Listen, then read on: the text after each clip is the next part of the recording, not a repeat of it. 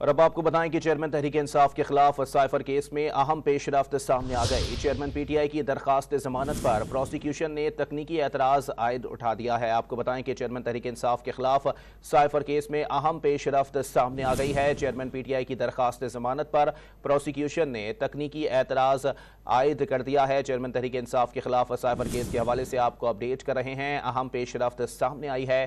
Chairman Tehreek Insaf کی درخواست ضمانت پر پروسیکیوشن کی جانب سے تکنیکی اعتراض عائد کیا گیا ہے۔ چیئرمین تحریک انصاف کے خلاف سائفر کیس میں اہم پیش رفت سامنے آ گئی ہے۔ چیئرمین پی ٹی آئی کی درخواست ضمانت پر پروسیکیوشن نے تکنیکی اعتراض عائد کر دیا ہے۔ مزید جانتے ہیں ٹون نیوز کے نمائندے عمر مہتاب بڑنی سے۔ عمر بڑنی، اپڈیٹ کیجیے گا۔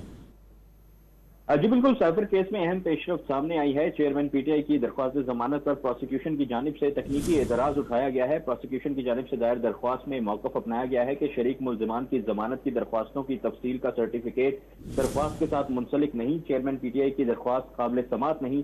چیئرمین پی ٹی آئی کی درخواست کو نہ سنا جائے۔ چیئرمین پی ٹی آئی کی درخواست کے ساتھ سرٹیفکیٹ منسلک کرنا ضروری تھا۔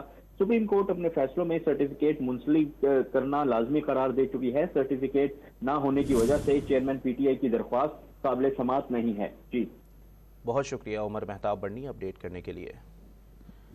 آپ کو بتائیں کہ چیئرمین پی ٹی آئی کے خلاف سائفر کیس میں اہم پیش رفت سامنے آ گئی ہے۔ چیئرمین پی ٹی آئی کی درخواست ضمانت پر پروسیکیوشن نے تکنیکی اعتراض عائد کر دیا ہے۔ چیئرمین پی ٹی آئی کی درخواست کو نہ سنا جائے، پروسیکیوشن کی جانب سے یہ موقف عدالت میں اختیار کیا گیا ہے۔